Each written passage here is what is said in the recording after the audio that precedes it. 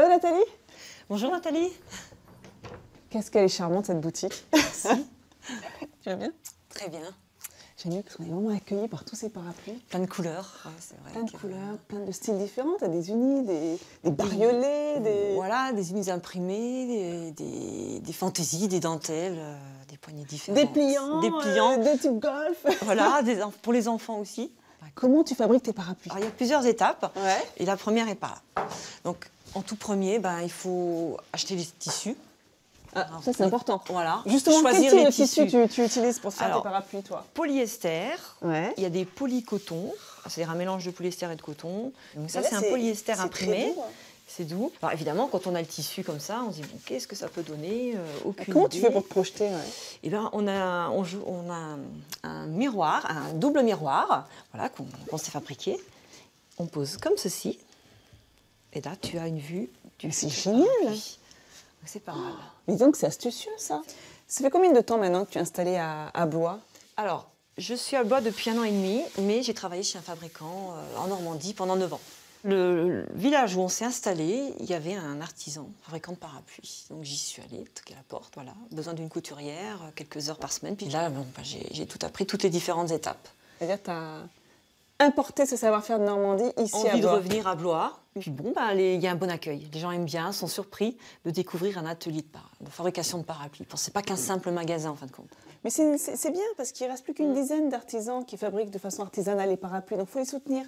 C'est bien justement d'aller dans les ateliers, de voir justement comment vous les fabriquez. Comme ça, on ne les néglige plus parce que les parapluies sont parfois malmenés. Hein. Ouais, c'est clair. Alors tu me montres un petit peu comment est-ce que tu procèdes avec ta première étape pour découper justement les différentes parties de notre futur parapluie. Alors voilà, le gabarit. C'est un triangle, plus ou moins galbé. Hein. C'est le patron en fait. C'est le patron, de ton c'est le prochain patronage, parapluie. Voilà. Après, on peut se retrouver avec des baleines un peu plus petites ou plus longues, donc on rallonge les côtés. Si on veut un parapluie plus plat que ce que j'ai là, on élargit le triangle. Si on veut plus galbé, on rétrécit. Il faut découper 8 triangles. Alors, à la base, voilà, on maintient. Alors, pour maintenir, pour pas que ça bouge, j'ai trouvé ça. J'ai trouvé ça très mignon, qu'un simple poids. Voilà. Et puis, on découpe. Vas-y, je te regarde faire. Alors, attention, c'est très coupant. On déroule. Et j'appuie un petit peu quand même. Hop, on suit le journal. Le carton. Oh, je confirme que c'est très coupant. Tu essayes. Sur le deuxième, pas les doigts. Je crois que tu n'as pas appuyé assez fort. C'est vrai? Ouais. Voilà, et voilà. Impeccable. Voilà. Et donc, on a 8 comme ça à faire. Ok, et on continue. Nathalie, je crois que c'est pas génial ce que je fais. Allez, hop. Je vais te laisser finir les gabarits.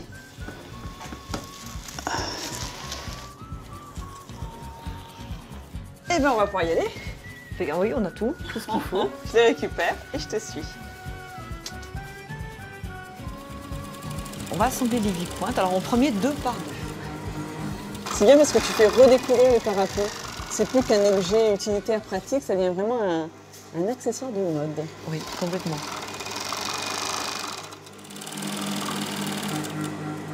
Donc, tout est fait comme ça à la main. Dis-moi, combien de temps il te faut pour réaliser un parapluie entièrement? On va dire 1h30, 2 heures, ça dépend des modèles. Là, c'est que 8 triangles simples. Il n'y a pas de découpe, d'assemblage en plus sur la pointe. Il n'y a pas de fantaisie de poser. Donc, on va dire 1h30. Je pourrais en faire 4-5 par jour. On va dire, c'est une moyenne. Hein, c'est une moyenne. Et puis, c'est comme je reçois du monde, je m'arrête, j'explique. Je coupe. Les clients posent des questions, je leur réponds. Après, il y a des créations différentes. Là, par exemple, j'ai un parapluie où je rajoute des morceaux dessus. Donc voilà, ça met un peu plus de temps. Et voilà. Ça commence à prendre forme. Bon, pour l'instant, ça ressemble plutôt à une jupe. Effectivement. Mais voilà. Notre parapluie, il ne reste plus qu'à le monter. Hop, et on y va.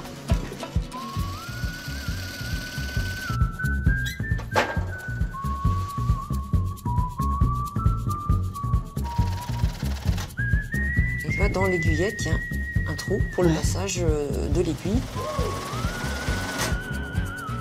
On va pouvoir l'habiller, enfin. Ce parapluie. C'est quoi cette machine de torture? Une machine à coudre. Donc elle va faire un point. C'est-à-dire le point qui va maintenir le tissu au niveau de la baleine. On présente l'armature, voilà, ouverte. Tiens d'ailleurs, vous savez pourquoi on appelle ça des baleines? Parce qu'à l'époque, on le faisait dans les fanons de baleines. Voilà. Maintenant, je vous rassure, c'est plus ça. Hein. La chasse à baleine a été interdite. Interdite. Donc, Du coup, c'est quelle matière qu'on utilise pour faire... Du métal. Du métal. Du métal, sur certaines, de la fibre de verre ou de l'aluminium, sur d'autres aussi. Ma pâte est là. Du coup, je glisse comme ça ma toile sur le manche. Voilà. Et on attrape la couture qui va venir sur cette baleine-là. Alors, je vais l'allumer. Je présente mon tissu devant la baleine. Voilà. Alors, et là, l'aiguille va venir piquer dans le milieu de la couture. D'accord.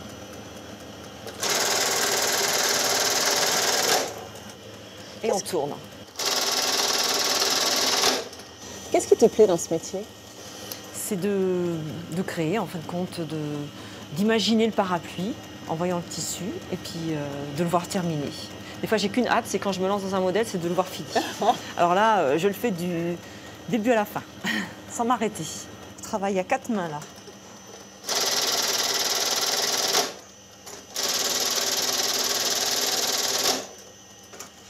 Et voilà, toutes les coutures sont faites. Ah, il prend forme, on y est presque. Ah, qu'est-ce qu'on doit faire maintenant? Et maintenant, il faut emboîter les aiguillettes sur la baleine.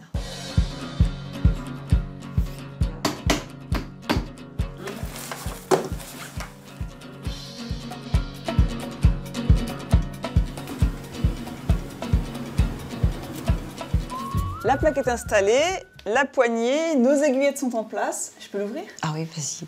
À moi l'honneur. Il est magnifique. Tu t'attendais à ce résultat-là? En voyant le tissu à plat?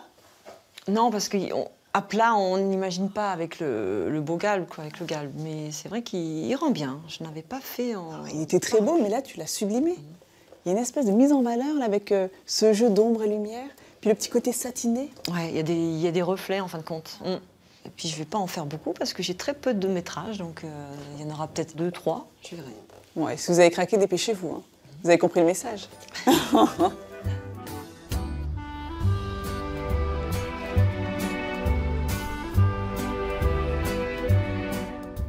Vous savez que depuis peu chez Nathalie, vous pouvez personnaliser vos parapluies, y ajouter un texte, une photo, un dessin. Faites-vous plaisir, tout est possible.